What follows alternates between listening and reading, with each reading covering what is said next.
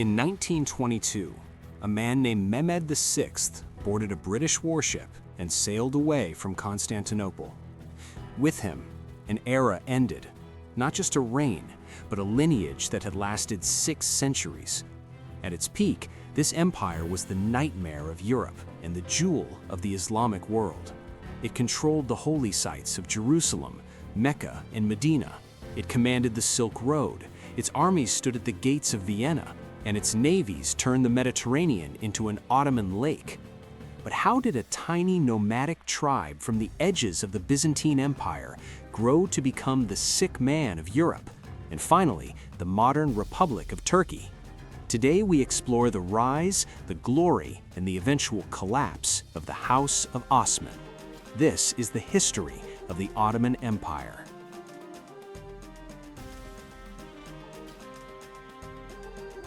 To understand the Ottomans, we have to look at a world in chaos.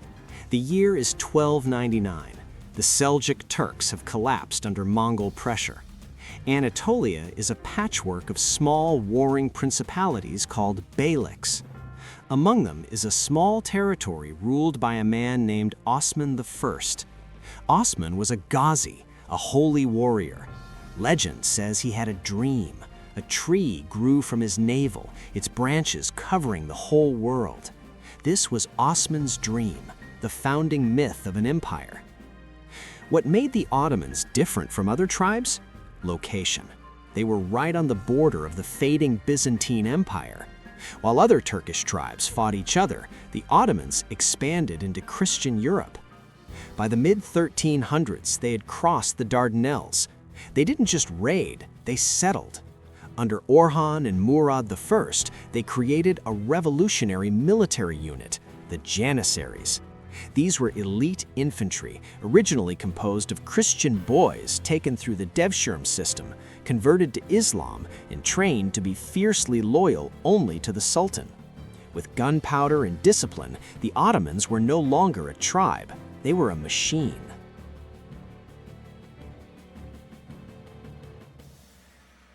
By 1451, a 19-year-old came to the throne, Mehmed II. The world thought he was weak. They were wrong. Mehmed had one obsession: Constantinople. The city was a shadow of its former self, but its walls, the walls of Theodosius, had never been breached in 1,000 years. In 1453, Mehmed brought the superweapon of the age: massive Hungarian-designed cannons that could fire 600-pound stones. For 53 days, the walls groaned. When the Byzantines blocked the harbor with a giant chain, Mehmed did the impossible. He rolled his ships over land on greased logs to bypass the chain. On May 29, 1453, the city fell. The Middle Ages ended that day. Mehmed, now called the Conqueror, rode into the Hagia Sophia. He didn't destroy the city, he rebuilt it as the new heart of a global empire. He claimed the title Kaiser-i Rum, Caesar of Rome. The Ottomans were now the legitimate successors to the Roman legacy in the eyes of the East.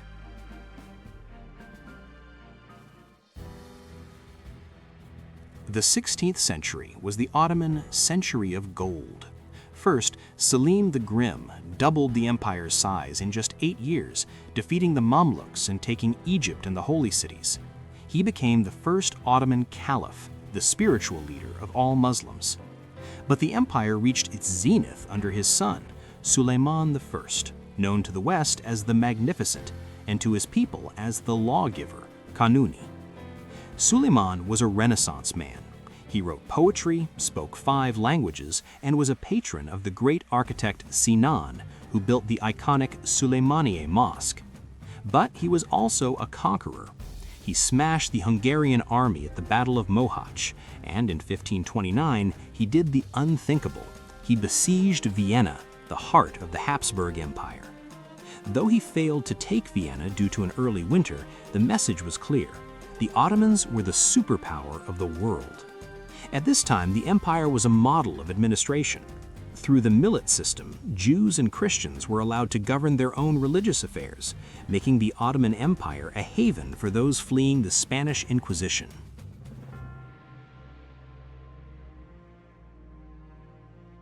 Behind the scenes of power, the dynamic was changing.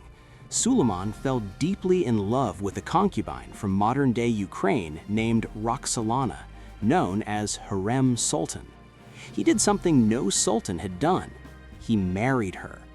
This began a period known as the Sultanate of Women. For nearly 130 years, the women of the imperial harem, mothers and wives, exercised immense political influence. While historians once viewed this as a sign of decline, modern scholars see it as a way the empire remained stable when sultans were weak or young. However, the seeds of trouble were being sown. The practice of princely fratricide, where a new sultan would execute his brothers to prevent civil war, was replaced by the cage system, where princes were locked in the palace until they took the throne. This meant many future sultans were mentally unstable or lacked any experience in the real world.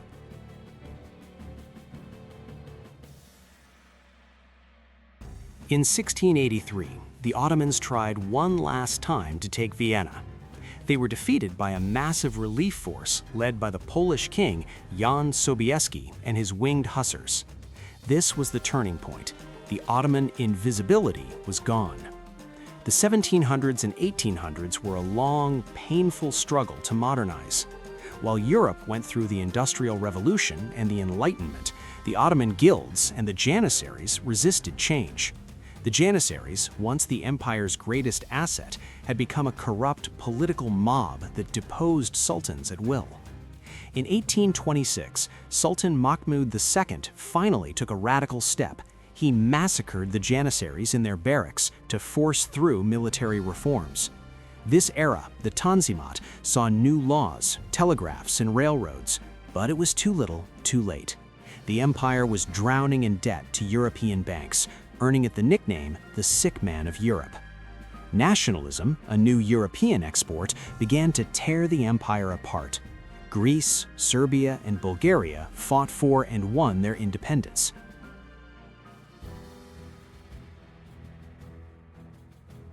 The end came with the Great War. In 1914, the Ottomans made a fatal gamble, joining the Central Powers, Germany and Austria-Hungary. Despite a brilliant victory at Gallipoli, the empire was exhausted. From within, the Young Turks movement had seized control, and the empire committed horrific atrocities against its Armenian population. From without, the British encouraged the Arab Revolt, led by figures like T.E. Lawrence. By 1918, the empire was occupied by Allied forces. The victors planned to carve up Anatolia entirely, but a war hero from Gallipoli, Mustafa Kemal, later known as Ataturk, led a war of independence. He abolished the Sultanate in 1922 and the Caliphate in 1924. The House of Osman was gone. In its place rose a secular, modern republic, Turkey.